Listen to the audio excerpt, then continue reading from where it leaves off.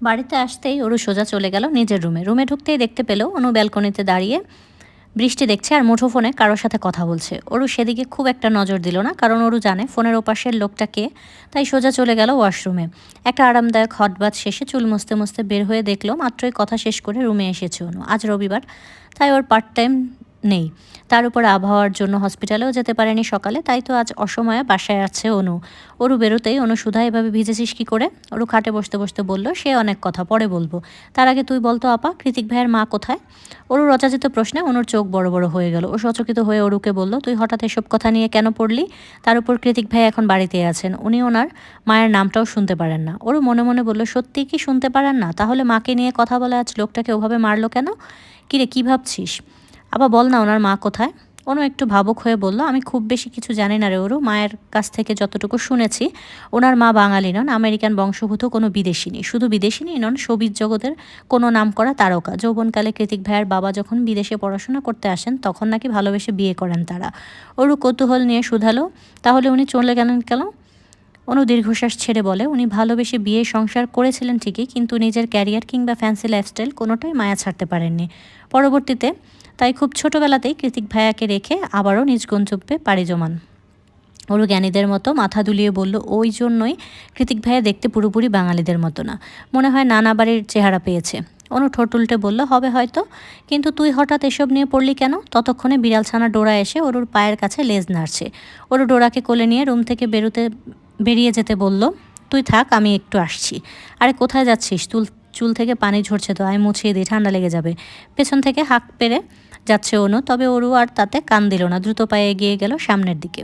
ডোরাকে কোলে নিয়ে হলরুমে এলো ওরু, কিন্তু যখন দেখলো হলরুমে কাউচের উপর কৃতিক বসে আছে, তৎক্ষণাৎ ডোরাকে কোল থেকে নামিয়ে অন্যদিকে ভাগিয়ে দিল। ডোরাকে বিদায় করতে করতে ওরু খেয়াল করলো ফার্স্ট এড বক্স নিয়ে নিজের হাতের দিকে তাকিয়ে চুপচাপ বসে আছে কৃতিক।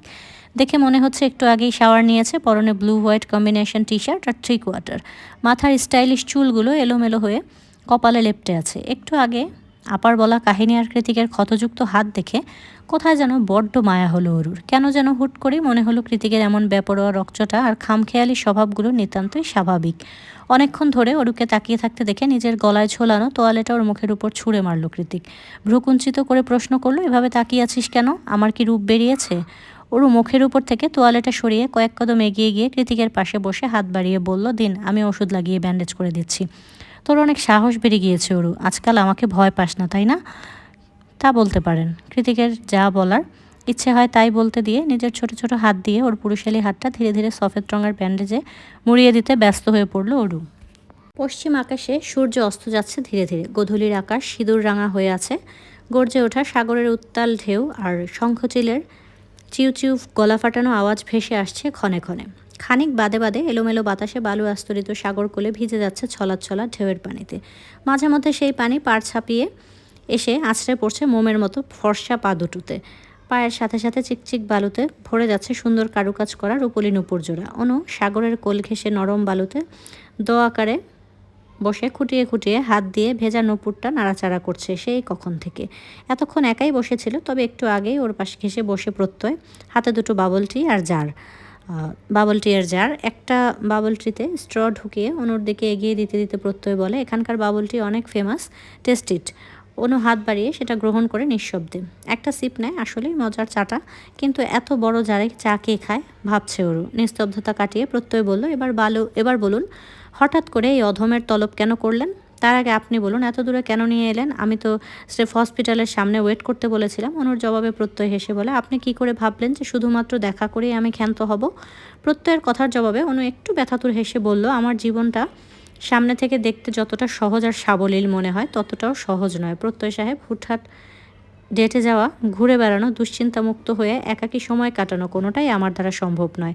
আপনি হয়তো আরও একটা জিনিস জানেন না, আমি আন্ডার গ্র্যাজুয়েটেড, ইন্টারমিডিয়েটের পর আর পড়াশোনা করা হয়ে ওঠেনি আমার। এগুলো আমাকে কেন বলছেন?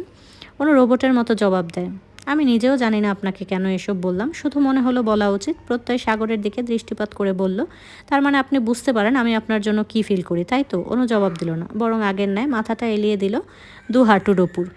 অহেতুক তাকিয়ে রইল অন্যদিকে। তখনই কানে এসে পৌঁছালো প্রত্যয়ের ডিপ ভয়েস। আমাকে সময় দিতে হবে না, আমার সাথে সারাদিন কথা বলতে হবে না, আমাকে প্রেমিক ভাবতে হবে না, প্রেমিকার মতো আবদারও মেটাতে হবে না, আমার খোঁজও নিতে হবে না। শুধু একটা শর্ত। প্রত্যয়ের কথায় বেশ কৌতূহল বোধ করলো অনু, তাই এবার ঘাড় ঘুরিয়ে চাইল প্রত্যয়ের পানে। প্রত্যয় আগের মতো সাগরের পানে চেয়ে বলল, এক জীবনে আমি ছাড়া দ্বিতীয় পুরুষের কথা কল্পনাতেও ভাবা যাবে না, ব্যাস এতটুকুই। প্রত্যয় অনুর হাঁটুতে এলিয়ে দেয়া মুখের পানে চাইল। সূর্যের নিংড়ানো শেষ আলোটুকু ধনুকের ন্যায় তীর্যক হয়ে আছড়ে পড়ছে অনুর চোখে মুখে। ঘন পল্লব বিশিষ্ট আখি দুটো টলটল করছে অশ্রু জলে, সোনালি আলোর ছটা আছড়ে পড়ে ছলছলে চোখ দুটো ঝিলিক দিচ্ছে বারবার। কয়েক সেকেন্ডের জন্য প্রত্যয়ের মনে হলো এগুলো কোনো চোখ নয়, বরং গহীন অভয়ারণ্য মাঝে দুটো জংলা দিঘি। কাচের মতোই স্বচ্ছ সেই দিঘির মায়াবী জল। এই দিঘির মায়াতে হারিয়ে যাওয়া যায় অনায়াসে অকপটে। প্রত্যয়ও নিজেকে হারিয়ে ফেললো অনুর দিঘির মতো টলটলে চোখে। অতঃপর অনুর প্রশ্নে আস্তে করে জবাব দিল, ব্যাস এতটুকুই। অনু এবার স্বার্থপরের মতো বলল, বিপরীতে আমি কি পাবো? যা চাইবেন তাই। অনু আড়ালে চাপা নিঃশ্বাস ছেড়ে বুক ভরে সাগর পাড়ের স্নিগ্ধ বাতাস ভেতরে টেনে নিয়ে কিছুক্ষণ চুপ করে রইল। তারপর জিভ দিয়ে নিজের শুকনো অধর ভিজিয়ে বলল, আমি আপনার শর্তে রাজি আছি প্রত্যয় সাহেব। বিনিময়ে আমার যে কিছু চাই। কি চাই? আমার মাথায় একটু হাত বুলিয়ে দিবেন এখন, এই মুহূর্তে। অনুর মুখশ্রী জুড়ে অসহায়ত্বের ছাপ সুস্পষ্ট। খুব অল্প বয়সে অনেক বেশি ভারী দায়িত্ব বহন করতে করতে ক্লান্ত মেয়েটা, অথচ এত কিছুর পরেও দিন শেষে নিজের ছেলে মানুষই, নিজের আবদার কোনোটাই তুলে ধরার জায়গা নেই ওর। মা বোন থেকেও পৃথিবীর বুকে বড্ড একা এই অনু। ওর স্নেহের প্রয়োজন, দিন শেষে ক্লান্ত শরীরটাকে আগলে রাখার জন্য দুটো বাহুর প্রয়োজন। আর এই মুহূর্তে ও সেটাই চায়, অন্য কিছুই নয়। না কোনো শারীরিক চাহিদা, না কোনো কমিটমেন্ট, না সারপ্রাইজ, না কোনো আয়োজন, কিচ্ছু না। ওর শুধু একটা বাহুডোর আর একটুখানি স্নেহের পরশ প্রয়োজন। আশ্চর্যজনক হলেও প্রত্যয় অকপটে তা দিতে সায় জানালো। তৎক্ষণাৎ উপর নিচ মাথা দুলিয়ে অনুকে নিজের বাহুডোরে আবদ্ধ করে নিল সে। পরম আবেশে এক হাত বুলিয়ে দিল অনুর মাথায়, আর তারপর খানিকটা গভীরভাবে ছুঁয়ে দিল ওর ছোট্ট কপালটাকে। কপালের মাঝ বরাবর একটা উষ্ণ আর গভীর চুমু এঁকে দিয়ে তবেই ক্ষান্ত হলো প্রত্যয়। তখনও সাগরের ঢেউয়ের তালে তাল মিলিয়ে বাড়ছিল অনুর কান্নার গতিবেগ। ড্রেসিং টেবিলের সামনে মুখ কালো করে অসহায়ের মতো বসে আছে অরু। ওর ঠিক সামনে বসে খুব মনোযোগ দিয়ে দক্ষ হাতে সুন্দর ফর্সা গালে একে একে প্রাইমার, ফাউন্ডেশন, কনসিলার, ব্লাশ আর হাইলাইটারের আস্তরণ লাগিয়ে যাচ্ছে অ্যালিসা। ওরও মেকআপ বলতে ওই সানস্ক্রিন আর লিপস্টিক ছাড়া তেমন কিছু ব্যবহার করেনি কখনো। করতে যে খুব ভালো লাগে তেমনটাও নয়। ওর কাছে সাজুগুজুর চেয়ে স্কিন কেয়ার বেশি গুরুত্বপূর্ণ, তাই তো এত কেমিক্যাল মিশ্রিত মেকআপ লাগানো হয় না কোনো কালেই। তবে আজ যখন অ্যালিসা নিজে থেকে এসে বলল সাজিয়ে দিবে, তখন আর না করতে পারেনি ওরও। চুপচাপ ভদ্রমের মতো গিয়ে বসেছে ড্রেসিং টেবিলের সামনে। মনে মনে ভাবছে, কৃতিক আদৌ জানে তো যে ও এলিসার বার্থডে পার্টিতে যাচ্ছে?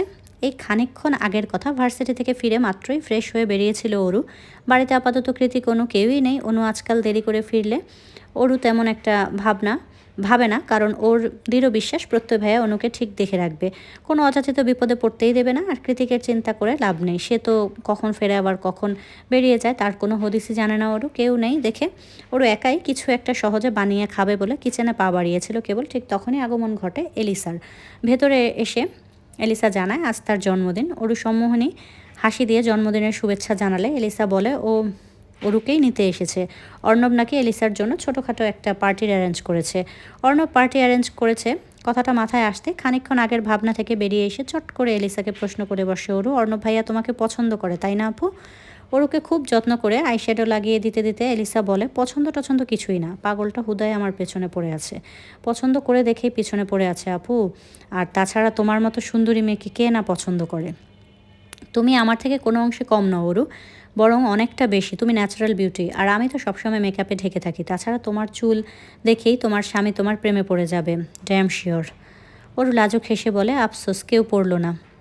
পড়বে, আরেকটু বড় হও, ঠিক পড়বে। তখন কৃতিকের নিজের বোনকে পাহারা দেওয়ার জন্য পেছনে 1000টা বডিগার্ড লাগিয়ে রাখতে হবে। উনি আমাকে বোন হিসেবে পরিচয় দিতে চায় না আপু, তাই আমিও চাই না যে পড়ে কারো বোন হতে। নির্লিপ্ত কণ্ঠে জবাব আসে অরুর দিক থেকে। ওর কথা বাদ দাও, যাকে সবসময় এমন করে, বেশি ভাব দেখায়। আসো তোমার চুলগুলো ঠিক করে দিই। ওরও বুঝলো কৃতিকের কোনো খারাপ অভ্যাসই এদের কাছে দোষের নয়, তাই আড়ালে ফোঁস করে একটা নিঃশ্বাস ছেড়ে নিজেকে আয়নায় দেখতে লাগলো। নিজের পরিপাটি চেহারাটা আয়নায় দেখে অরু বলে, অর্ণব ভাইয়া তো ভালো মানুষ, তাহলে তাকে কেন কষ্ট দিচ্ছ আপু? অরুর চুলে হেয়ার ব্রাশ চালাতে চালাতে এলিসা বলে, আমারও ওই আমারও এই একটাই আফসোস, জানো তো, অর্ণবের মতো ছেলে আমার মতো একটা মেয়েকেই কেন পাগলের মতো ভালোবাসে? দুনিয়াতে কি ভালো মেয়ের অভাব ছিল? ওরও চকিতে পেছনে ঘুরে শুধালো, মানে তুমি পকার প্লেয়ার মানে বোঝো? ওরু অজ্ঞাতদের মতো এদিক ওদিক মাথা নাড়ালো। জুয়া চেনো নিশ্চয়ই, কার্ড দিয়ে যে খেলে। একটা শুষ্ক ঢোক গিলে ওরও এবার হ্যাঁ সূচক মাথা নাড়িয়ে বলে, হ্যাঁ টিভিতে দেখেছি, আমি ওটাই খেলতাম। ওরও ইভেন যেমন তেমন নয়, আজ পর্যন্ত পকার খেলে আমাকে কেউ বিট করতে পারেনি। পকার প্লেয়ারদের কাছে আমি সেলিব্রিটিদের মতোই। ওরা আমার একটা অটোগ্রাফের জন্য তৃষ্ণার্ত চাতকের মতোই অপেক্ষা করে থাকে, আর যে সেটা একবার পেয়ে যায় তার ডিমান্ডও বেড়ে যায়।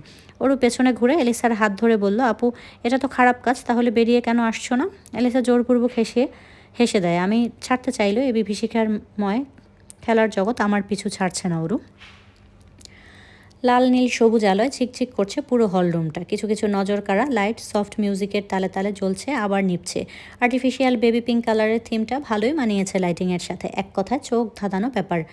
হলরুমটা মানুষ দ্বারা পরিপূর্ণ, বেশিরভাগই জোড়ায় জোড়ায়। তবে এত এত চিকচিক আলোয় কারোরই মুখ দেখে চেনার জো নেই। না এই মুহূর্তে ওরও কারো মুখ দেখার মতো অবস্থায় আছে। এর কারণ ওর দৃষ্টি আড়াল করে শক্ত চোয়াল আর অগ্নিদৃষ্টি নিক্ষেপ করে তাকিয়ে আছে কৃতিক। দেখে মনে হচ্ছে পাবলিক প্লেস না হলে এই মুহূর্তে খুব বড়সড় সিন ক্রিয়েট করতো সে। ওরও মাথা নিচু করে দাঁড়িয়ে আছে। এলিসা ওকে রেখে কই যে উধাও হয়ে গেল সেটাই ভাবতে পারছে না। চুপ করে থাকিস না ওরও, কথা বল। আমাকে না জানিয়ে এখানে কেন, কোন সাহসে এলি তুই? কৃতিকের ধমকে ওরও মাথা তুলল। একটা ব্ল্যাক ভেলভেট পার্টি জ্যাকেট পরে আছে কৃতিক, ঘাড় অবধি চুলগুলো জ্যাকেটের সাথে ম্যাচিং করে সেট করা। মনে হচ্ছে কোনো হেয়ার স্টাইলিস্ট এর সূক্ষ্ম হাতের কাজ। তবে কৃতিককে দেখতে যতটা ড্যাশিং লাগছে, ওর সুন্দর হ্যান্ডসাম রাগী চেহারাটা দেখতে ততটাই ভয়ানক লাগছে। সুন্দর বড় বড় চোখ দুটো যেন জ্বলন্ত আঙ্গার। ওরও ভেবে পায় না ও করেছেটা কি। এলিসা নিতে গিয়েছে দেখেই তো এলো, তাহলে এত রাগের কি আছে? আর সব ব্যাপারে কেন কৃতিককে জানাতে হবে? কি হয় কৃতিক ওর? এরকম শাসন করার মতো এতটাও তোর ক্লোজ ওরা নয়। তাহলে মনে মনে কৃতিকের ওপর খুব বিরক্ত হলো ওর। অজানা কারণে জিপটা নিমপাতার মতোই তেতো ঠেকলো ওর। তাই ইচ্ছে করেই মৌনতা পালন করলো কৃতিকের হাজারটা প্রশ্নের জবাবে। ওরও আমাকে রাগাস না, তুই এখানে কি করছিস? এভাবে আমাকে না জানিয়ে আর কোথায় কোথায় যাস তুই? কি হলো জবাব দে। ওরা চুপ রইল এবারও, কিন্তু কৃতিক আর নিজের রাগ সংবরণ করে রাখতে পারলো না। পকেট থেকে হাত বের করে চেপে ধরলো অরুর নরম চিকন হাতটা। তৎক্ষণাৎ পেছন থেকে কথা ছুড়লো, এলিসা কি করছিস জেকে? কৃতিক অরু সমেত এলিসার সামনে গিয়ে দাঁড়িয়ে দাঁতে দাঁত চেপে বললো, ওখানে এখানে নিয়ে এসে কাজটা তুই একদম ঠিক করিসনি এলিসা। তুই ভালো করেই জানিস আজকে পার্টির পেছনে আমাদের অন্য উদ্দেশ্য আছে, আর সেখানে তুই আমার দুর্বলতা টেনে নিয়ে এলি। ওয়াই? এলিসা লম্বা একটা শ্বাস টেনে ওরুকে কৃতিকের থেকে ছাড়িয়ে বলল, যদি কিছু হয় সেটা আমার সাথে হবে, ওরুর সাথে নয়। তাছাড়া কিছু যে হবে তাও তো শিওর না। তাহলে আমার বার্থডেটাকে নর্মাল বার্থডে পার্টি কেন ভাবতে পারছিস না? আর সবচেয়ে বড় কথা, ওরু ছোট বাচ্চা নয়। তুই সবসময় ওকে এভাবে ডমিনেট করিস কেন বলতো? কৃতিক তীক্ষ্ণ কণ্ঠে জবাব দিল, কারণ ও আমার। বলা হয়েছে, এবার আমরা আসছি। এলিসা কিংবা ওরু কেউই কৃতিকের কথায় খুব একটা গুরুত্ব না দিয়ে ওখান থেকে চলে গেল। দুহাত মুষ্টিবদ্ধ করে রেখে পেছন থেকে বিড়বিড়িয়ে কৃতিক বলল, সাবধানে Elisa, she is my heartbeat. পার্টিতে অনাকাঙ্ক্ষিত কিছুই ঘটেনি, বরং সবাই জমিয়ে আনন্দ করেছে। কেক কেটেছে, খাওয়া দাওয়া হই হুল্লোড় করে অনেকটা সময় অতিবাহিত করেছে। পুরোটা সময় ওরুকে সাথে সাথে রেখেছে এলিসা, সেই সাথে চোখে চোখে রেখেছে অন্য আরেকজন। আজ প্রথমবার কৃতিক বোধ করলো ও খুব দুর্বল হৃদয়ের, অত্যন্ত অরুর ক্ষেত্রে তো তাই। পুরো পার্টিতে ঘুরে ফিরে ওর দু চোখ ওরতেই নিবদ্ধ ছিল। কয়েক সেকেন্ডের জন্য যদি ওর চোখের আড়াল হয়েছে, তো কৃতিকের মনে হচ্ছিল এই বুঝি দুশ্চিন্তায় ব্যাকুল হৃদয়টা এক্ষুনি ব্লাস্ট করবে। কিন্তু এখন এই মুহূর্তে কৃতিক নিশ্চিন্তে ডিভানে গায়ে দিয়ে ড্রিঙ্ক করছে, কারণ ওর চোখের সামনে বসে আছে। যদিও ওদের মাঝে দূরত্ব বেশি অনেকটা, তবুও চোখের সামনে তো আছে। কৃতিক যখন নির্বিঘ্নে বসে বসে এসব ভাবছিল, তখনই বল ড্যান্সের ঘোষণা হয়। পশ্চিমা সংস্কৃতিতে বল নাচ খুবই জনপ্রিয়। আজকাল বাংলাদেশেও বিভিন্ন পার্টি কিংবা অনুষ্ঠানে কপোতিদের বল নাচের আয়োজন করা হয়। কিন্তু ওরও কীভাবে নাচবে? একে তো পার্টনার নেই, তার উপর বোকার মতো জর্জেট শাড়ি পরে এসেছে। তাই বসেই সবার পারফরমেন্স দেখতে লাগলো। ঠিক তখনই কৃতিকের দৃষ্টি আড়াল করে ওর সামনে এসে দাঁড়ালো সায়র। রাজকুমারদের মতো করে মাথাটা হালকা নুয়ে ডান হাত বাড়িয়ে দিয়ে ওরুকে শুধালো, let's have a dance. Oru না করতে চাইলো, কিন্তু না করাটা মূর্খতার লক্ষণ। সবার সামনে না করে দিলে সবাই ওকে আনস্মার্ট ভাববে। তাছাড়া সায়রও অনেকটা লজ্জিত হবে। সেই ভেবে ও নিজেই হাত বাড়ালো বল নাচের উদ্দেশ্যে। তবে সায়রের হাতের মাঝে আর হাত রাখা হলো না ওর। তার আগেই মসৃণ হাতটা ইগলের মতো ছো মেরে নিজের হাতে নিয়ে নিল কৃতিক। সায়রকে ইচ্ছে করে ধাক্কা মেরে দাঁড়িয়ে পড়লো অরুর সামনে, একদম হুট করে চোখের পলকেই ঘটনাটি ঘটায়। কিছুই ঠাহর করতে পারলো না অরু, শুধু দেখতে পেল ওর হাতটা সায়ার নয় কৃতিক ধরে আছে। ওরও সচকিত হয়ে কিছু বলতে চাইলে, তবে তার ফুরসত দিল না কৃতিক। টেনে নিয়ে গেল বল নাচের স্টেজে। অরুর এক হাত নিজের কাঁধে রেখে নিজের শক্ত হাতটা ছোঁয়ালো অরুর লতানো কোমরে, অন্য হাত ঢুকিয়ে দিল অরুর 5 আঙ্গুলের ভাঁজে। বল নাচের মঞ্চটা ছিল পুরোপুরি অন্ধকার, ফেইরি লাইটের ম্যাজিক্যাল আলো ছায়া কোনো কিছুই খুব ভালো করে দেখা যাচ্ছে না। অরু দেখতে পেল কৃতিকের আগুন ঝরা চোখ জোড়া ওর শরীরের স্পর্শ পেয়ে মুহূর্তেই কতটা কামুকতায় ডুবে গিয়েছে। ব্যাকগ্রাউন্ডের তখন সবার প্রিয় বাংলা গানের 2টো লাইন বাজছিল। ওরা দুজন তখন সফট মিউজিকের তালে তালে পা মেলাচ্ছে নির্দ্বিধায়। কি জানি হুট করে কোথায় হারিয়ে গেল দুজন। এত জড়তা, এত দূরত্ব, এত প্রতিকূলতা সব কেমন হাওয়ায় মিলিয়ে গেল। পাশে শুধু পড়ে রইল 2টো অশান্ত মন। কৃতিক নাচের তালে তালে অরুকে ঘুরিয়ে নিজের সাথে মিশিয়ে নিয়ে বলল, তুই সত্যি অসাধ্য সাধন করতে পারিস অরু, আমাকে দিয়ে কেমন ডান্স করিয়ে ছাড়লি। ওরু নাচের মুদ্রা অনুসরণ করতে করতে কৃতিকের পেশিবহুল ঢেউ খেলানো বুকে দুহাত রেখে বলল, কেন এলেন? আপনার সাথে নাচতে আমার ভয় করছে বড্ড। কৃতিক এবার অরুকে নিজ বাহুতে ছেড়ে দিয়ে আবারও কাছে টেনে নিয়ে এলো, খুব কাছে। হুট করে টান দেয়াতে অরুর রেশমের মতো লম্বা খোলা চুলগুলো আছড়ে পড়ল কৃতিকের চোখে মুখে। অরুর মাতাল করা চুলের সুবাস ছড়িয়ে পড়ল কৃতিকের শরীরের রন্ধে রন্ধে। ক্ষণিকের নীরবতা ভেঙে কৃতিক অরুকে আঙুলের মাথায় ঘোরাতে ঘোরাতে বলল, আজকের পার্টিতে না এলে হতো না? তুই কি ঠিক করেই নিয়েছিস আমাকে এই জীবনে টেনশন ফ্রি থাকতে দিবি না? ওরও দুহাতে কৃতিকের গলা জড়িয়ে নাচের তালে তালে বলল, আমি আপনাকে একদম বুঝতে পারি না, আপনি কি আসলেই জায়ান কৃতিক? কৃতিক এবার অরুকে টেনে একটুখানি আলোতে নিয়ে এসে ওর চোখে চোখ রেখে বলল, কি করে পারবি? বুঝতে পেরেছিস কখনো আমায়? কি করে বুঝবো আপনি যে রহস্যময় মানব? অরুর কথার বিপরীতে কোনো জবাব দিল না কৃতিক। তার বদলে নিজ হাতে অরুর গাঢ় নীল জর্জেটের শাড়িতে লাগানো ব্রোঞ্জটা খুলে দিল একটানে। সঙ্গে সঙ্গে পাতলা আঁচলটা কোমর ছাড়িয়ে নিচে পড়ে গেল। কৃতিক ওর আঁচল গলিয়ে উন্মুক্ত কোমরে আলতো হাত ছুঁয়ে বলল, আমার জিনিস অন্য কাউকে দেখানোর কোনো অধিকার তোর নেই। অরু সেই কখন থেকে কৃতিকের নেশালো চোখে তাকিয়ে আছে। হয়তো ওর চোখের ভাষা পড়তে চাইছে, কিন্তু জায়ান কৃতিক চৌধুরীর চোখের ভাষা পড়া কি এতটাই সহজ? অরু পড়তে পারল না। উল্টো হুট করেই মনে পড়ে গেল সেদিনে বৃষ্টি ভেজা দুপুরবেলার কথা। সেই একই কথা, একই হাস্কি কণ্ঠস্বর, একই ভেজা অনুভূতি। অরুর হৃদয় মাঝারে আবারও তোলপাড় শুরু হয়ে গেছে। খুব পেটের ইতিউতি উঠছে অবাধ্য প্রজাপতির দল। কৃতিক ওর সাথে কি করছে, কি বলেছে কিছুই মস্তিষ্ক অবধি পৌঁছায়নি অরুর। ও তো কৃতিকের চোখেই ডুবেছিল। ডুবে থাকতে থাকতে উপলব্ধি করলো কৃতিকের চোখ দুটো বড্ড নেশা ধরানো আর কাতরতা জড়ানো। কোনো এক অজানা চৌম্বকীয় শক্তির ধারা কৃতিকের চোখ দুটো ওকে খুব করে টানে, হৃদয়টা বেসামাল করে তোলে বারবার। কিন্তু কি এমন আছে ওর ওই ভাসমান গোল গোল চোখে, ভেবে পায় না অরু। কৃতিকের হঠাৎ ডাকে কম্পিত হয়ে উঠল অরুর শরীর। নিজের হুঁশ খেয়াল ফিরে পেয়ে কোথায় যাবে, কি করবে কিছু বুঝে উঠতে পারল না খানিকক্ষণ। এখনও কৃতিকের বাহুতেই সিটিয়ে আছে অচল শরীরটা। চোখ মুখ লজ্জায় রক্তবর্ণ ধারণ করেছে। কপালে বসানো স্টোনের বিন্দির আশেপাশে বিন্দু বিন্দু ঘামের ছড়াছড়ি। কার চোখের দিকে এতক্ষণ তাকিয়েছিল? কৃতিকের, যে কিনা সম্পর্কে ওর মায়ের সৎ ছেলে। ছি। কৃতিক নিজেও এই মুহূর্তে কৌতূহলী আর প্রশ্নসূচক দৃষ্টি নিক্ষেপ করে তাকিয়ে আছে ওর পানে। ওরও এক ঝলক কৃতিকের ফর্সা ড্যাশিং চেহারার দিকে তাকিয়ে শুষ্ক ঢোক গিলে বিড়বিড়িয়ে বলল, দয়া করে এভাবে তাকাবেন না, আমার কেমন যেন লাগে। আপনি যতই সুদর্শন হন না কেন, এটা কখনোই সম্ভব নয়। নিজের মনে কিছু একটা বলে কৃতিকের থেকে নিজেকে ছাড়িয়ে দৌড়ে ওই স্থান ত্যাগ করে চলে গেল অরু। পেছনে কৃতিকের জন্য শুধু খুলে পড়ে রইল অরুর এক পায়ের চিকন রূপলি নুপুরটা। শীত পেরিয়ে সেই কবেই বসন্ত নেমেছে ধরণী জুড়ে। তবে ক্যালিফোর্নিয়ার জগা খিচুড়ি আবহাওয়ায় সেই বসন্ত খুব একটা উপভোগ্য নয়। শীতাতপ নিয়ন্ত্রিত ঘর থেকে 2 কদম বাইরে দিলেই যেন যন্ত্রতন্ত্র শীত বুড়িয়ে এসে জড়িয়ে নিচ্ছে আষ্টেপৃষ্টে। দীর্ঘদিন ধরে বইতে থাকা শীতের সেই দাঁত কাঁপানো কনকনে হাওয়াকে হটিয়ে আজ সকাল সকাল বসন্তিক হিমেল হাওয়া বইছে পুরো ক্যালিফোর্নিয়া টু সান ফ্রান্সিসকো জুড়ে।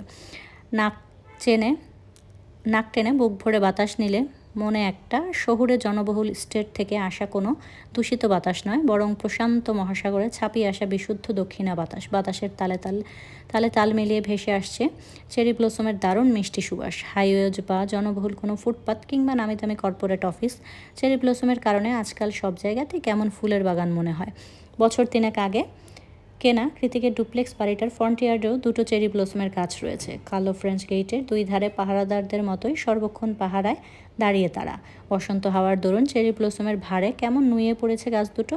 ওরু এক ঝলক গেটের দুপাশে ব্লসম সজ্জিত গাছের দিকে তাকাচ্ছে, তো পলক ফেলে আবার কৃতিকের দিকে, যে এই মুহূর্তে কপাল কুঁচকে রেখে শক্ত মুখে ওরুর দিকেই তাকিয়ে আছে। ফর্মাল ড্রেস আপ, হাতে ম্যাকবুক, চোখে মুখে কঠিন বিরক্তির ছাপ। গত 5 মিনিট যাবৎ এভাবেই চলমান মূর্তি হল রুমে দাঁড়িয়ে আছে কৃতিক, আর ওরু চোখ ছোট ছোট করে তাকিয়ে আছে কৃতিকের মুখের পানে, যেন কৃতিক জাদুঘরে সংরক্ষিত কোনো বিশেষ বস্তু, সেটাকে খুঁটিয়ে খুঁটিয়ে না দেখলেই নয়। তবে কৃতিকের মতো রক্তটা মানুষের কাছে ব্যাপারটা বেশ বিরক্তিকর। কথা নেই, বার্তা নেই, পথ আটকে দাঁড়িয়ে আছে স্ট্রেঞ্জ। একটানা একই জায়গায় বিনা বাক্যে দাঁড়িয়ে থাকতে থাকতে এতক্ষণ সেই বিরক্তি কয়েক গুণ বেড়ে গিয়ে পৌঁছালো সপ্তম আসমানে।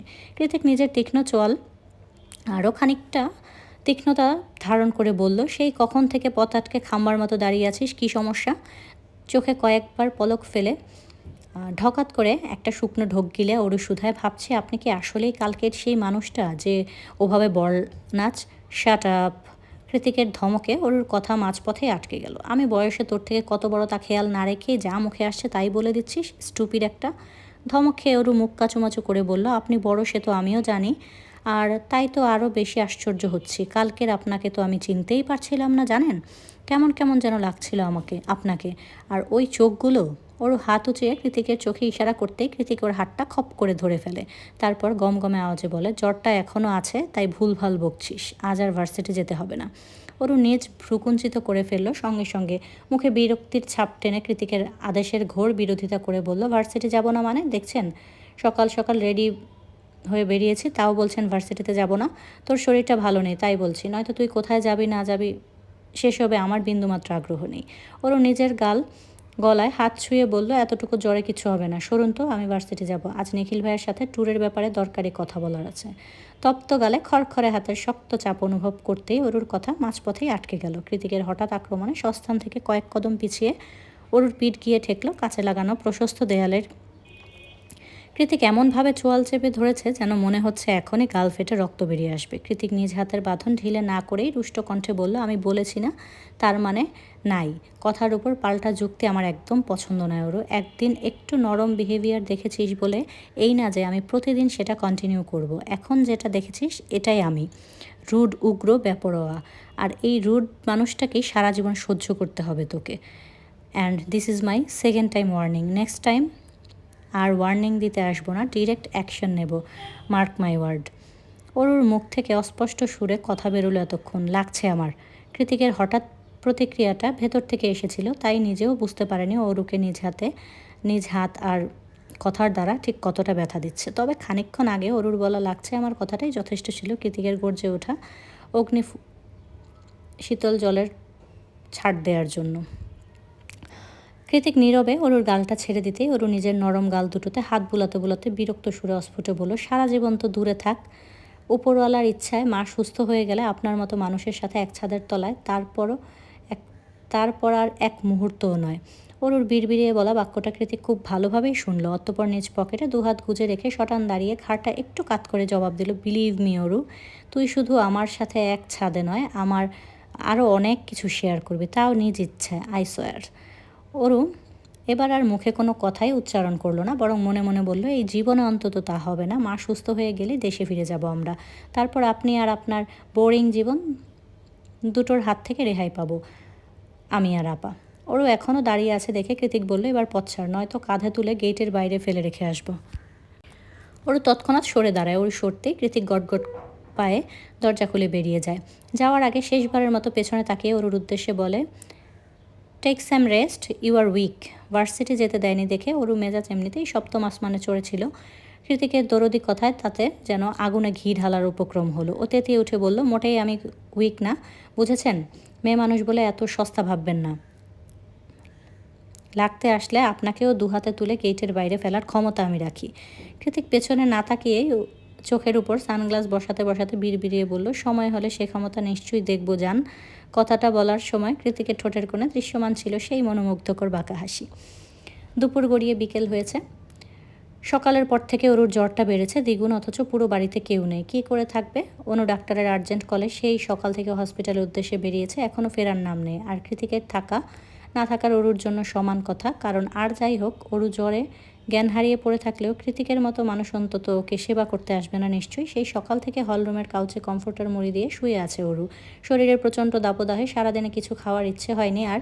কৃতিকের ভয়ে ভার্সিটি না গিয়ে একদিক থেকে ভালোই হয়েছে, ভার্সিটিতে বসে এমন জ্বর বেড়ে গেলে তো মহা মুসিবত হতো। পাছে না আবার সেদিনের মতো ভরা ক্যাম্পাসে সবার সামনে অজ্ঞান হয়ে পড়ে গিয়ে মান সম্মানের 12টা বেজে যেত। জ্বর ওঠার মুহূর্তটা রোমাঞ্চকর আপাতত। সেই রোমাঞ্চকর সময়টাই পার করছে অরু। গরম কমফোর্টারের মাঝে শুয়ে কাঁপতে কাঁপতে মাথায় কিলবিল করছে হাজার খানেক প্রশ্ন। কখনো অজান্তেই মনে পড়ে যাচ্ছে বাংলাদেশের আঁকাবাঁকা মেঠোপথ, তো কখনো আবার আরামপ্রিয় সংস্কৃতিমনা নানা বৈশিষ্ট্যের অধিকারী নিজ দেশের সরল মনা মানুষগুলোর কথা, বাঙালি সংস্কৃতি। এসব ভাবতেই অরুর মনে পড়ে যায় কাল পার্টিতে কোনো একটা বাংলা গান বাজছিল, তারপর কৃতিকের মাঝেই যেন অন্য কেউ হানা দিল। একজোড়া মাদকতা জড়ানো বেসামাল নিষ্প্রভ চোখ, যে চোখ কয়েক মুহূর্তের জন্য হারিয়ে গিয়েছিল অরু। আর তারপর ওর সাথে যে ভয়ঙ্কর আর বাজে কাহিনীটা ঘটলো, যার ফলস্বরূপ এখন এই মুহূর্তে 103 ডিগ্রি জ্বরে ঝলসে যাচ্ছে অরু। জ্বরে পুড়তেই হঠাৎ বোধ হলো কালকে কৃতিকের অনুমতি ছাড়া পার্টিতে যাওয়া মোটেই উচিত হয়নি ওর। হাজারো চিন্তার মাঝে অরুর বুক চিরে বেরিয়ে এলো একটা চাপা দীর্ঘশ্বাস। ঠিক তখনই কানে ভেসে আসে পাসওয়ার্ড টিপে মেইন ডোর খোলার পিক আওয়াজ। কে এসেছে দেখার জন্য অরু কমফোর্টার মুড়ি দিয়েই উঠে বসলো। তৎক্ষণাৎ কৃতিকের নাম করে হাঁক ছেড়ে ডাকতে ডাকতে ভেতরে প্রবেশ করলো এলিসা। এলিসার চোখে মুখে রাগের ছাপ স্পষ্ট। রাগের তোপে এই মুহূর্তে নাকের ডগাটা তিরতির করে কাঁপছে। অরু এলিসার অগ্নিমূর্তি দেখে খানিকটা ভরকালো, অতঃপর সাহস জুগিয়ে শুধালো, কোনো সমস্যা আপু? এলিসা দোতলার করিডোর থেকে চোখ সরিয়ে অরুর পানে দৃষ্টি নিক্ষেপ করে কাট আওয়াজে জিজ্ঞেস করলো, যে কে কোথায় অরু? সকালেই ভার্সিটিতে গেল, মিনমিনিয়ে জবাব দেয় অরু। অরুকে ভারী কমফোর্টার মুড়ি দিয়ে থাকতে দেখে এলিসা নিজের রাগী ভাব আড়াল করে নরম কণ্ঠে শুধায়, তুমি ঠিক আছো অরু? কাল শুনলাম তুমি নাকি সেন্সলেস হয়ে গিয়েছিলে, কিন্তু কেন? আমি তো তোমাকে সাথেই রেখেছিলাম সারাক্ষণ, মাত্র কয়েক মুহূর্তের জন্য ক্লাবের বাইরে গিয়েছিলাম, তাও অত্যাধিক প্রয়োজনে বশবর্তী হয়ে। এর মাঝে তুমি কি এমন দেখলে যে এভাবে জ্ঞান হারালে, বলো আমাকে? ওরও হাসার চেষ্টা করে বলল, আমি বন্ধ কিংবা আটকানো জায়গায় বেশিক্ষণ থাকতে পারি না আপু, দম বন্ধ হয়ে আসে, যে কারণে তো প্রতিদিন মায়ের কাছে যাই না, সপ্তাহে একবার করে যাই। এলিসা সচকিত হয়ে বলল, কে আটকে রেখেছে তো তোমায়? এলিসার প্রশ্নে অরুর মুখটা পাংশুটের রূপ ধারণ করলো। ও কেন যেন জবাব দিতে চাইল না। এলিসা আবারও অরুকে খুঁটিয়ে কিছু জিজ্ঞেস করবে, তার আগেই ফোন কল চলে আসাতে জিজ্ঞাসাবাদ পর্বটা এখানেই ইতি ঘটে। এলিসা ফোন কানে তুলে মেইন ডোরে দিয়ে বেরিয়ে যেতে যেতে অরুর উদ্দেশ্যে বলল, আমি একটু তাড়ায় আছি অরু, নেক্সট টাইম এসে শুনবো। এলিসা চলে যাওয়াতে অরু যেন হাফ ছেড়ে বাঁচলো। জ্বরের ঘোরে এটা ওটা এত প্রশ্নের মোটেও উত্তর দিতে ইচ্ছে হচ্ছিল না অরুর। এলিসা চলে গিয়েছে, ভালোই হয়েছে। মুখে আটকে রাখা দমটাও এক নিঃশ্বাসে বের করে দিয়ে আবারও সাবধানে কমফোর্টার মুড়ি দিয়ে শুয়ে পড়লো অরু। ঠিকঠাক হয়ে শুতে অস্ফুটেই বলল, অ্যালিসা আপু হঠাৎ কৃতিক ভাইয়ার খোঁজ করছে কেন? তাও বাড়ি বয়ে এসে, ফোন করলেই তো হয়, অদ্ভুত মানুষ। ভার্সিটির গেটে এসে দাঁড়াতেই সিকিউরিটি গার্ডরা অ্যালিসার পথ আটকে দাঁড়ালো। অতঃপর প্রশিক্ষণপ্রাপ্ত রোবটের ন্যায় এক নাগারে বলল, সরি ম্যাম, আইডি কার্ড ছাড়া ভেতরে প্রবেশ এলাও না। অ্যালিসা মাথা নিচু করে কথাটা শুনল। অতঃপর নিজের অ্যাথলেটিক 5 আঙ্গুল মুষ্টিবদ্ধ করে সিকিউরিটি গার্ডের নাক বরাবর এক নাগারে 2-3টা পাঞ্চ বসিয়ে কটমটিয়ে বলল, কে আটকাবে আমায়? বল, কে আটকাবে? এলিসার শক্ত হাতের ঘুষি খেয়ে সিকিউরিটি লোকটা সেখানেই পড়ে রইল আর এলিসা ঢুকে গেল ক্যাম্পাসের ভেতর। ভার্সিটিতে নিজের অফিস রুমে বসে ম্যাকবুকে খুব মনোযোগ দিয়ে কিছু একটা দেখছে কৃতি। গভীর মনোযোগ দিয়ে দেখার দরুন সুন্দর চোখ দুটো স্ক্রিনে আটকে যাচ্ছে। সেই সাথে খানিক বাদে অজান্তেই দাঁত দিয়ে নিজের অধর কামড়ে ধরছে ও ব্যাপারটা বেশ চমৎকার দেখাচ্ছে। এই দৃশ্যটা এক পলক দেখলে যে কেন মেয়ের মুখ থেকেই বেরোবে একটা বাক্য, হাউ ম্যানলি। তবে অ্যালিসা তো কোনো সাধারণ মেয়ে নয়, বরং আস্ত একটা ডেঞ্জার, তাই ওর এসবে খেয়ালও কম। আর এই মুহূর্তে অ্যালিসা নিজের মেয়েলি চেহারার নিচে আসল রূপটা দেখিয়ে দিল। ও কৃতিকের কেবিনের দরজাটা সশব্দে খুলে যে কেবলই চেঁচিয়ে উঠল। কৃতিক ওর দিকে চোখ না ঘুরিয়েই শান্ত স্বরে বলল, হোয়াটস রং? চেঁচাচ্ছিস কেন? এটা বিদ্যাপীঠ ভুলে গেছিস? এলিসা ধাপ পায়ে 2 কদম এগিয়ে এসে বলল, তুই ক্যাথের সাথে এটা কেন করেছিস কৃতিক? কি করেছি? কৃতিকের দায়সারা উত্তর শুনে বিরক্ত লাগছে এলিসার। তবুও চোখ বন্ধ করে নিজেকে খানিকটা সংবরণ করে বলল, তুই ক্যাথলিনের চুল কেন কেটে দিয়েছিস? তাও এমনভাবে কেটেছিস মেয়েটার ন্যাড়া হয়ে যাওয়া ছাড়া কোনো উপায় নেই। এলিসার কথায় আপাতত কৃতিকের কোনো হেলদোল নেই। ও মন দিয়ে ম্যাকবুকে কিছু একটা টাইপ করে যাচ্ছে এক নাগারে। এলিসার এবার রেগে কৃতিকের ডেস্কের উপর সজোরে বাড়ি মেরে দাঁত খিচিয়ে বলল, পাগলামের একটা সীমা থাকে কৃতিক, তুই যখন যা করিস আমরা তোকে সবসময় সাপোর্ট করে যাই, হোক সেটা ভালো কাজ কিংবা খারাপ কাজ। তাই বলে এতটা জঘন্য কাজ তুই কি আদৌ জানিস একটা মেয়ের কাছে তার চুল কতটা মূল্যবান? চুল হারানোর দুঃখ মেয়েটা লিটারেলি সুইসাইড করতে গিয়েছে। Can you imagine? এবার ম্যাকবুক থেকে চোখ সরিয়ে কথা পারল Kritik. Exactly, I can imagine and that's why I did it. কারণ ক্যাথলিনেরও বোঝা উচিত অন্য কারো চুল আমার কাছে ঠিক কতটা মূল্যবান। মখলমের ন্যায় মসৃণ কণ্ঠস্বর, অথচ কথার পরতে পরতে তীব্র রাগের বহিঃপ্রকাশ। এলিসা বিরক্ত হয়ে বলল, তোর কথার আগামাথা কিছুই মাথায় ঢুকছে না আমার। জেকে প্লিজ, এই হাইড অ্যান্ড সিক গেমটা এবার অফ কর। কৃতিক কপালে ভাঁজ ফেলে বলে, খুলেই তো বললাম, আমি ক্যাথলিনের চুল কেটে দিয়েছি। কেন কেটেছিস? কারণ ক্যাথলিনের অনেক বড় ভুল করতে যাচ্ছিল। Thanks to Sayar and Arnab, ভুলটা করার আগেই ওরা ঘটনাস্থলে চলে আসে। ক্যাথলিন যে ভুল করার সাহস দেখিয়েছে তার জন্য স্রেফ ছোট্ট একটু শাস্তি দিয়েছি। কৃতিকের ঘুরানো পেঁচানো কথার জট খুব বেশি খোলা হলো না এলিসার। তার আগেই কয়েকজন সিকিউরিটি গার্ড এসে কৃতিককে আর্জি জানিয়ে বলে, স্যার, উনি গেটের সিকিউরিটি গার্ডকে মেরে ক্যাম্পাসের ভেতর প্রবেশ করেছেন। কর্তৃপক্ষ থেকে ওনাকে ধরে ক্যাম্পাসের বাইরে বের করে দেওয়ার অর্ডার এসেছে। এলিসা চোখ ছোটো ছোটো করে কৃতিকের তাকিয়ে ইশারা করে বলল, কিরে বল, আমি তোর ফ্রেন্ড। কৃতিক ভ্রু কুচকে একবার এলিসার ইশারা রত মুখের পানে চাইল, তারপর সিকিউরিটির পানে তাকিয়ে ঠোঁট উল্টে বলল, যা বলা হয়েছে তাই করুন, টেনে টুনে নিয়ে যান তো। সেই কখন থেকে এসে কানের মাথা খাচ্ছে, পাগল মনে হয়। এলিসা কৃতিকের দিকে তেড়ে মেরে এসে বলল, জেকের বাচ্চা, আমাকে তোর পাগল মনে হয়? তবে খুব বেশি কাছে আসার আগে সিকিউরিটিরা সবাই মিলে ধরে ওকে টানতে টানতে নিয়ে গেল একেবারে ক্যাম্পাসের শেষ মাথায়, গেটের কাছে। কৃতিক ঠাই লাগানো জানালার সামনে দাঁড়িয়ে কফি পান করতে করতে সেই দৃশ্য দেখেই ঠোঁট কামড়ে হাসছে। হাসতে হাসতে চোখে মুখের রং পরিবর্তন হয়ে গেল ওর। এতক্ষণে হাস্যোজ্জ্বল গৌরবর্ণ মুখটা ক্ষণিকের মাঝে কঠিনতায় ছেয়ে গেল। মস্তিষ্কে ভেসে উঠল কাল সিসিটিভি ক্যামেরায় বন্দি অযাচিত মুহূর্তগুলো, সেই সাথে কালকের পার্টিতে ঘটে যাওয়া ছোট বড় প্রত্যেকটা ঘটনা। কাল বল নাচের সময় ওরুকে এতটা কাছে পেয়ে কৃতিক নিজের মধ্যে ছিল না, অজান্তেই আটকে গিয়েছিল ওরুময় ভ্রমরে, গোলকধাঁধায়। সবসময় বাধ্য মস্তিষ্কটাও তার তাল হারিয়ে চলে গিয়েছিল অবাধ্য মনের বসে। তারপর ওরু যখন ওভাবে দৌড়ে চলে গেল, তখনই সম্ভিত ফিরে পায় কৃতিক। ফিরে আসে কঠিন বাস্তবতায়। তবুও কোনো এক অযাচিত বিপদ থেকে ওরুকে প্রোটেক্ট করতেই পিছু নিয়েছিল ওর। কিন্তু ওরু স্টেজের পেছনে চলে গেলেও কৃতিক আর যাওয়া হয়নি সেদিকে। আর তার আগেই ওকে ডেকে ক্লাবের বাইরে নিয়ে যায় এলিসা। নিয়ে যাওয়ার অবশ্য যথাযথ কারণ ছিল, তাই মনের মাঝে হাজারটা দ্বিধা থাকা সত্ত্বেও কৃতিকের যেতে হয়েছিল এলিসার সাথে। ওদিকে অর্ণব আর সায়র এলিসাকে খুঁজতে খুঁজতে ব্যাকস্টেজে এসেছিল, কারণ এই পার্টিতে ওদের একমাত্র মিশন আর ভীষণ এলিসাকে প্রোটেক্ট করা। কিন্তু আফসোসের বিষয়, এলিসা ওদের থেকে কৃতিককে বেশি ভরসা করে। সায়র আর অর্ণব যখন ব্যাকস্টেজের অন্ধকার করিডোর দিয়ে পা টিপে টিপে এগুচ্ছিল, তখনই পাশের রুম থেকে কারো গোঙানির আওয়াজ শুনতে পেয়ে হকচকিয়ে সেদিকে দৌড়ে যায় ওরা। রুমটা তখন পুরোপুরি অন্ধকার ছিল না। ভেন্টিলেটরের থেকে আসা বাইরের মৃদু আলোতে ওরা ভালোভাবেই দেখেছিল ফ্লোরে অগোছালো হয়ে পড়ে মৃদু আওয়াজে কাতরাচ্ছে কেউ। দেখে মনে হচ্ছে খুব চোট পেয়েছে, কিন্তু কোথায় পেয়েছে ব্যাপারটা বোঝার জন্য ফোনের ফ্ল্যাশ লাইট জ্বালাতে অরুর মুখটা দেখে আটকে ওঠে সায়র। সায়রকে এভাবে শক্ত হতে দেখে অর্ণব শুধালো, কিরে আটকে উঠলি কেন? সায়র চোয়াল শক্ত করে উদ্বিগ্ন হয়ে বলল, অর্ণব, এটা তো অরু, কৃতিকের স্টেপ সিস্টার। হ্যাঁ, তাই তো দেখছি। কী হলো বলতো মেয়েটার? সায়র অর্ণবের কলার চেপে ধরে হিসিয়ে বলল, তাই তো দেখছি ম্যান, খবরদার এটা যাতে জেকের কান অবধি না পৌঁছায়, তাহলে তোর অ্যারেঞ্জ করা এই পার্টি ফার্ট লণ্ডভণ্ড করে দিতেও এক সেকেন্ড ভাববে না। এখন চল, তাড়াতাড়ি ওকে সারিয়ে তুলতে হবে। অর্ণব সায়রের হাত টেনে থামিয়ে দিয়ে, ওয়েট, তুই এত প্যানিক হচ্ছিস কেন? তাছাড়া ও স্টেপ সিস্টার হয় জেকের। সায়র ওকে মাঝপথে থামিয়ে দিয়ে দেয়ালেরও কান আছে এমন মুখভঙ্গিমা করে বলল, তুই ভুল ভাবছিস অর্ণব, ওসব সিস্টার ফিস্টার কিছুই না। জেকে এই মেয়েটার প্রতি লিটারেলি অবসেসড। এই মেয়েটার জন্য ওর পাগলামি তুই নিজের চোখে না দেখলে বিশ্বাস করতে পারবি না। ও সবার সামনে এমন ভাব দেখায় যেন he did not fucking care, but actually he care. No, care is a lame word, এর থেকেও বেশি কিছু। অর্ণব সায়রের কথা হেসে উড়িয়ে দিয়ে বলল, আজ বোধ হয় তুই একটু বেশি খেয়েছিস সায়র। কৃতিক হাঁটুর বয়সী একটা মেয়ের প্রতি অবসেসড, তাও যার সাথে কিনা সম্পর্কের দিক দিয়ে ওর দা কুমড়ো সম্পর্ক, আর তুই এটা আমাকে বিশ্বাস করতে বলছিস? হ্যাঁ। একটা উপহাসের হাসি বেরিয়ে এলো অর্ণবের ঠোঁট গলিয়ে। তবুও যদি তুই হতি তাহলে একটা কথা ছিল, কৃতিকের মতো পার্সোনালিটিতে কোনোরূপ কম্প্রোমাইজ না করা মানুষ কিনা নিজের অর্ধেক বয়সী স্টেপ সিস্টারের প্রতি অবসেসড। হা, ভেরি নাইস জোকস। অর্ণবের যুক্তির পেছনে সায়র একটা দীর্ঘ নিঃশ্বাস ছেড়ে বলল, আচ্ছা, তোকে বিশ্বাস করতে হবে না, অ্যাটলিস্ট আমার কথাটা রাখ। ব্যাপারটা কৃতিককে জানানো যাবে না, কোনোভাবেই না। কি জানানো যাবে না আমাকে সায়র?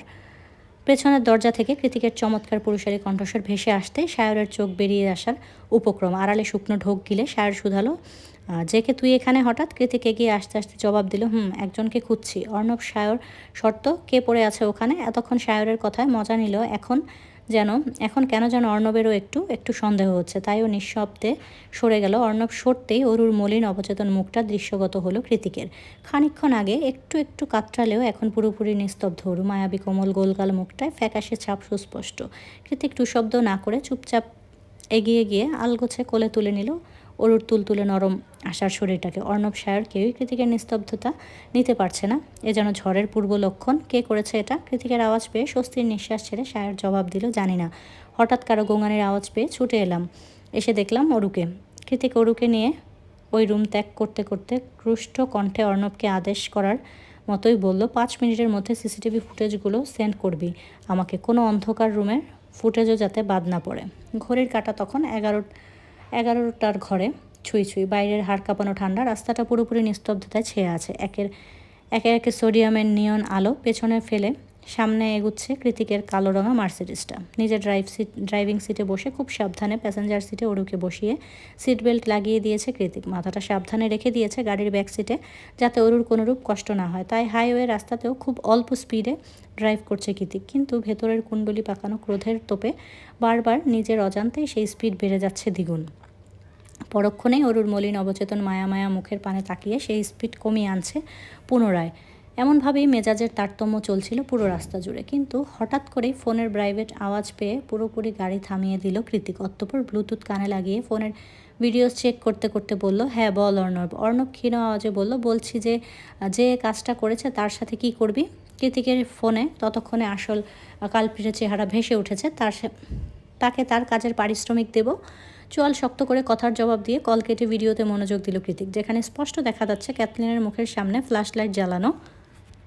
ও প্রথমে অরুকে রেগেমেগে কিছু বলে, তারপর জামার আড়াল থেকে কিছু একটা বের করে অরুর মুখের সামনে স্প্রে করতে অবচেতন হয়ে মাটিতে লুটিয়ে পড়ল অরু যখন পুরোপুরি অচেতন, ঠিক তখনই এর থেকেও ভয়ঙ্কর কাজ করতে উদ্যত হয় ক্যাথলিন। ও কোথা থেকে একটা কাঁচি এনে অরুর চুলগুলো মুষ্টিবদ্ধ করে ধরে সেগুলো কাটার জন্য উদ্যত হবে। ঠিক তখনই সায়র আর অর্ণব চলে আসে ওখানে, আর ক্যাথলিন লুকিয়ে পড়ে ডেকোরেশনের কাপড় চোপড়ের আড়ালে। কৃতিক পুরো ভিডিওটা দেখে বিড়বিড়িয়ে বলল, তার মানে ক্যাথলিন এখনও পার্টিতে উপস্থিত। অতঃপর মোবাইলটা আগের জায়গায় রেখে অবচেতন অরুর খানিক ঝুঁকিয়ে গিয়ে মৃদু আওয়াজে কৃতিক বলে, আমার কথা কেন শুনিস না বলতো? কে আছে এই দুনিয়ায় যে আমার মতো করে তোকে প্রোটেক্ট করবে?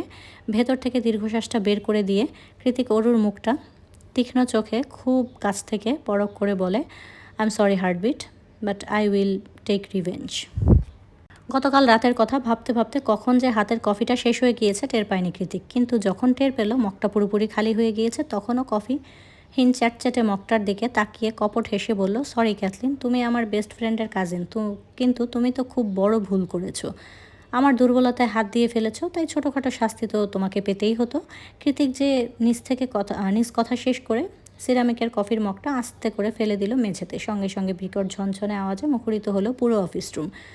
এত কিছুর পরেও কৃতিকের মস্তিষ্কে একটা প্রশ্ন গেঁথেই রয়, সব কিছু রেখে শুধুমাত্র অরুর চুলি কেন কাটতে গিয়েছিল ক্যাথলিন?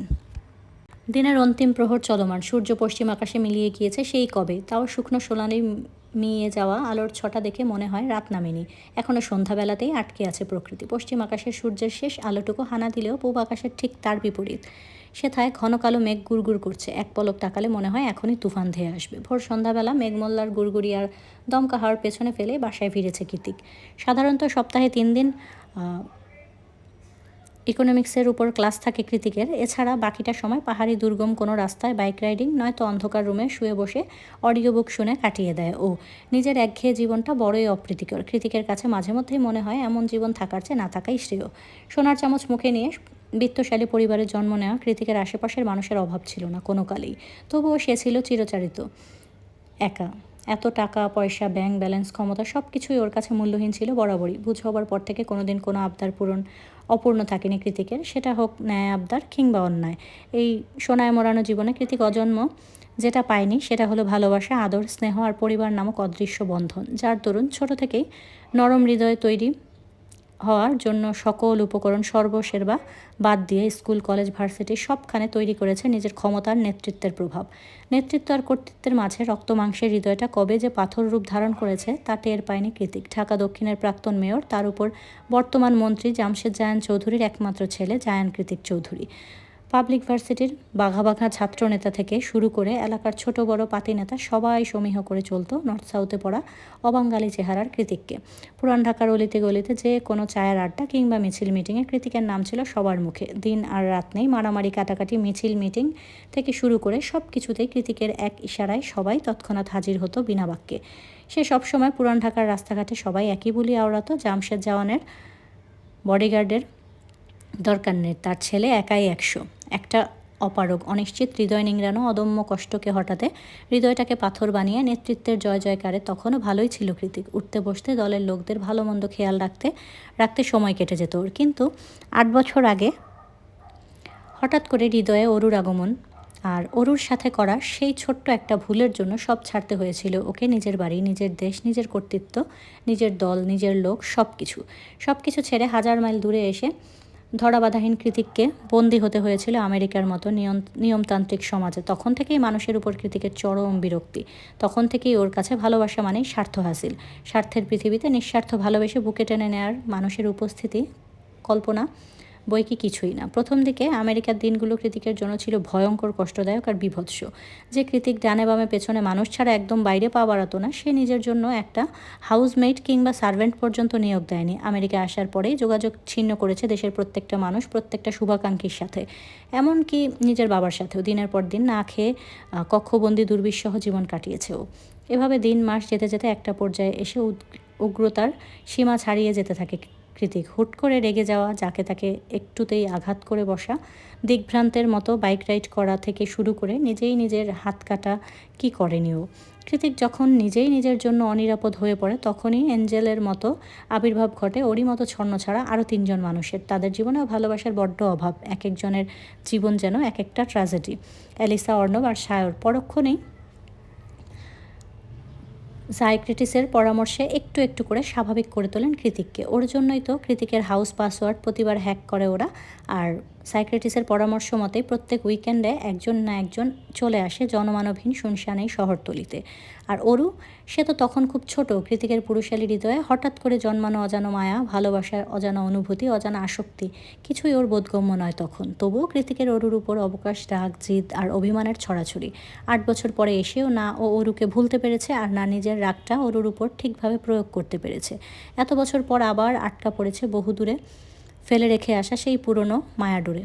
কেনই বা পড়বে না? অরুর প্রতি কৃতিকের আসক্তিটা যে 1-2 দিনের নয়, তার উপর অরু এখন সদ্য যৌবনে পা রাখা অষ্টাদশী রমণী। কৃতিক যখন মায়া পড়েছিল তখন নিতান্তই কিশোরী অরু, গরণ বরণও তেমনই ছিল। আর এখন সর্বাঙ্গে রূপের ছড়াছড়ি। তার কী নেই? ভালোবাসাহীন একাকী হৃদয়ে কৃতিকের আদম্য বাসনা পূরণের জন্য সব কিছুই উপস্থিত ওর মাঝে। তাহলে কৃতিক কেন পারছে না খুব সহজে অরুকে আপন করে নিতে? কৃতিক তো সমাজের নিয়ম কিংবা নিন্দা কোনোটাতেই পরোয়া করে না কোনো কালই। তবুও হৃদমাঝারে কেন এ পাহাড় সম দূরত্ব? আপাতত নিজের মন গহীনের অযাচিত প্রশ্নের কোনো উত্তরই নেই কৃতিকের কাছে। তাই পেছনের কথা মাথা থেকে ঝেড়ে ফেলে দিয়ে ভেতরে দীর্ঘশ্বাস নিংড়ে বের করে পাসওয়ার্ড টিপে মেইন ডোরের লক খুলে ঘরের দিকে পা বাড়ায় কৃতিক। পুরো হলরুম না, পুরোপুরি বাড়ি ঘুটঘুটে অন্ধকারে ছেয়ে আছে। তিমিরে ঢাকা ঘরের দুয়ারে পা রাখা মাত্রই পায়ের কাছে নরম কিছুর অনুভূতি। ভ্রুকুঞ্চিত করে নেয় কৃতিক। তার উপর মেঝের দিকে তাকিয়ে অন্ধকারে জ্বলতে থাকা সবুজ চোখ জোড়া দেখে বুঝতে পারে এটা অরুর নেউটে বিড়ালটা। বিড়াল এখানে, তাহলে অরু কই? তাছাড়া বিড়াল সব জায়গায় গেলেও খুনাক্ষরেও কৃতিকের সামনে আসে না। তাহলে আজ হলোটা কি আশ্চর্য? বিড়ালের এত গায়ে মাখামাখি ভাব দেখে ভাবনায় পড়ে গেল কৃতিক। তাই দেরি না করে দ্রুত পায়ে এগিয়ে গেল লাইটের সুইচ বোর্ডের কাছে। অন্ধকারে কৃতিক নতুন হাঁটছে না, তাই সুইচ বোর্ড পর্যন্ত যেতে মোবাইলের আলো জ্বালানোরও প্রয়োজন পড়েনি। একযোগে পুরো বাড়ির প্রত্যেকটা রুমের আলো জ্বালিয়ে ডোরাকে খুঁজতে দরজার দিকে চোখ রাখল কৃতিক। কই, দরজার কাছে তো নেই। তাহলে চারিদিকে হাতড়িয়ে একটু পর খেয়াল করলো বিড়ালটা ওর পায়ের কাছে দাঁড়িয়ে লেজ নাড়ছে। বিড়ালটার দিকে কটমটিয়ে তাকিয়ে বিরক্ত স্বরে কৃতিক বলল, হোয়াটস রং? কাপড় নোংরা করছিস কেন? এক্ষুনি দূরে যা বলছি, নয়তো তোকেও তোর মালকিনের মতো চড়িয়ে লাল করে দেব। কৃতিকের বাংলা ইংরেজি মেলানো ধমকেও কাজ হলো না। ডোরা আগের ন্যায় দাঁড়িয়ে আছে। সেই দেখে কৃতিক 2 কদম পিছিয়ে গিয়ে বলল, ইউজলেস ক্যাট, কথা না শুনলে একদম ঘর থেকে বের করে দেব। যেমন মালকিন তার তেমন পোষা বিড়াল, নিজে সারাদিন বেয়াদবি করে বেড়ায়, বিড়ালটাকেও বেয়াদবি শিক্ষা দিয়েছে। ইচ্ছে করছে দুটোকেই ধরে আছাড় মারি। ডোরার দিকে থেকে পাকানো চোখ সরিয়ে কৃতিক দোতলার করিডোরের দিকে তাকিয়ে চেঁচাতে লাগলো, কোথায় তোর বেয়াদব মালিকটা? কতবার বলেছি আমার চোখের সামনে যাতে এই নেউটে বিড়ালটা না আসে, একে দেখলে আমার ইরিটেটিং হয়। ওরু ওরু এক্ষুনি নাম, নয়তো তোর বিড়ালকে ঘাট ধরে বের করে দেবো বল আমি। ডোরা কাউচের সামনে গিয়ে মিয়াও মিয়াও করছে দেখে ক্ষিপ্ত কৃতিকের চোখ গেল সেদিকে। দেখলো কাউচের উপর জুবুথুবু হয়ে কমফোর্টার মুড়ি দিয়ে শুয়ে আছে ওরু। হাঁটু সমান লম্বা খোলা চুলগুলো মেঝেতে গড়াগড়ি খাচ্ছে ওর। দেখে মনে হচ্ছে চেতনা নেই। ওরুকে এমন আশার হয়ে শুয়ে থাকতে দেখে ক্ষণিকের মধ্যেই হৃৎপিণ্ড থরাক করে উঠল কৃতিকের। এতক্ষণ ধরে মাথাচাড়া দিয়ে ওঠা মেজাজটা দপ করে নিভে গেল। অজানা ভয়ে ছেয়ে গেল মস্তিষ্ক। ও এক পা দুপা করে এগিয়ে হাঁটু গেড়ে কাউচের সামনে ওরুর মুখোমুখি হয়ে বসে পড়ল। অতঃপর ওরু আওয়াজে ডেকে উঠল। ওরু নিশ্চুপ, গলার মাঝে কাটার মতো তীক্ষ্ণ কিছু বিচ্ছে, মনে হচ্ছে গলার স্বর বের হওয়ার জো নেই কৃতিকের। সেটাকে পুরোপুরি অগ্রাহ্য করে আবারও ডাকলো, ওরু। এবার গলার স্বরটা আরও খানিকটা নরম শোনালো ওর। একবার, দুইবার, তিনবারে সময় ব্যস্ত হয়ে পড়ল কৃতিক। ভেতরে জমিয়ে রাখা দূরত্ব, জড়তা, অভিমান, আক্রোশ সব কিছুই সাইডে সরিয়ে দুহাতে আজলা করে ধরল ওরুর জ্বরে লাল টকটকে হয়ে যাওয়া মুখটা। অতঃপর উদ্গ্রীব হয়ে ওর মুখমণ্ডল ঝাঁকিয়ে উঠে বলল, এই Oru, heartbeat, can you hear me? এই প্রথম মনে মনে নয় বরং মুখে মুখে ওরুকে আদুরে নামে ডাকছিল কৃতিক। যদিও কৃতিকের আপাতত কোনো কিছুতে খেয়াল নেই, ও তো স্রেফ ওরুকে জাগিয়ে তুলতে চাইছে। অবশেষে প্রায় আধ ঘন্টার প্রচেষ্টায় ঠুলুমুলু করে চোখ খোলে ওরু। দেখেই বোঝা যাচ্ছে ওর চোখের দৃষ্টি খোলাটে। তীব্র জ্বরে কী যেন বিড়বিড় করছে অস্পষ্ট আওয়াজে। ওরু চোখ খুলছে দেখে স্বস্তির নিঃশ্বাস ছাড়ে কৃতিক। মনে মনে ঠিক করে এখনই একবার ডাক্তারকে কল করে আনতে হবে। কিন্তু ওর ভাবনার ছেদ ঘটে তপ্ত দুটো নরম হাতের ছোঁয়া পেয়ে। জ্বরের ঘোরে দুহাতে কৃতিকের গলা জড়িয়ে ধরেছে ওরু। কৃতিক সে অবস্থাতেই স্থির হয়ে বসে আছে, যেন নড়াচড়া করতেই ভুলে গিয়েছে। এবার পাশ ঘুরে শুয়ে নিজের হাত দুটো আরও শক্ত করে নিল ওরু। সঙ্গে সঙ্গে ওরুর দিকে ঝুঁকে পড়ল কৃতিক। ওরুর তপ্ত প্রশ্বাস, কাঁপা কাঁপা অধর আর নিঃশ্বাসের তালে তাল মিলিয়ে বারবার ওঠানামা করা ধনুকের মতো শরীরটা এক ঝলক পরক করে দ্রুত চোখ নামিয়ে নেয় কৃতিক। ওরু জ্বরে পড়ছে এই সময়। নিজের মস্তিষ্কের অযাচিত কামক চিন্তাধারাগুলো এক ধাক্কায় সরিয়ে দিয়ে ও জ্বরের ঘোর থাকা ওরুকে শুধালো, Oru, can I touch you? অস্পষ্ট সুরে কিছু একটা বিড়বিড়ালো ওরু। কৃতিকের কান অবধি তা পৌঁছায়নি। তাও নিজের কোট আর টায়ের নটটা খুলে সেগুলোকে এক প্রকার ছুঁড়ে ফেলে কাউচের উপর উঠে বসে কমফোর্টার সহই আলগোছে ওরুকে কোলের মাঝে নিয়ে নিল কৃতিক। কমফোর্টার আর কৃতিকের শরীরে রোমে মুহূর্তেই মুখের বিড়বিড়ানি বন্ধ হলো ওরুর। মনে হয় শীত কমেছে। কৃতিক ওরুর মুখের পানে তাকিয়ে বলে, এমন কেন করছিস ওরু? আমাকে কি একটু আপন ভাবা যায় না? একটা কল দিলে কি হতো? আমি না হয় খুব খারাপ, অনুকে কি কল দেওয়া যেত না? এত বেখেয়ালি কেন তুই এমন করলে আমার অগোছালো জীবনটা কে সাজাবে বল? ওরুর কাছ থেকে জবাব আসে না, আসার কথাও না। ওরু তো তখন নিজের মাঝে নেই। কৃতিক একটু থেমে আবার বলল, এখন তুই জ্বরের ঘরে আছিস, কিছু বললেও মনে থাকবে না তোর, রাইট? এখন যদি আমি বলি। কৃতিক কয়েক সেকেন্ড চুপ রইল, তারপর বলল, কিছু না, তোর যথেষ্ট বয়স হয়েছে বোঝার, আর আমাকেও তোর বুঝে নিতে হবে। নেক্সট টাইম নিখিল করলে তোকে চিবিয়ে চিবিয়ে খাবো আমি, সেই সাথে ওই ধূর্ত নিখিলকেও পুঁতে রেখে দিব। বেশ অনেকটা সময় পর ওরুকে কোলে তুলে রুমে শুইয়ে দিয়ে আবারও নিচে নামে কৃতিক। ফর্মাল শার্টের উপরে অ্যাপ্রন পরে পুরো রুম গুছিয়ে ফেলে সে। তারপর কিচেনে গিয়ে হোয়াইট পরিস বানিয়ে নিয়ে যায় ওরুর কাছে। মাথার জলপট্টিটা উল্টে দিয়ে ওরুর মুখে একটু একটু পরিস দিতে দিতে কৃতিক আহত সুরে বলে, আমি খুব খারাপ, তাই না? সব সময় কষ্ট দিই থেকে, কথার আঘাতে হৃদয়টা বিষিয়ে দিই। কী করবো বল, তোর জন্যই আমি এমন। তো আজকের জন্য এতটুকুই থাক। তোমাদের মনে হয় গল্পটা তত বেশি জমে নাই বা ভালো লাগছে না, কেউ ওইরকমভাবে কেউ রিয়্যাক্ট করতেছো না, কেউ লাইক কমেন্ট করতেছো না, বুঝলাম না কিছু। যাই হোক, এখন যেহেতু শুরু করছি শেষ তো করতেই হবে, তো একটু কষ্ট করে শুনতে থাকো, আশা করি ভালো লাগবে।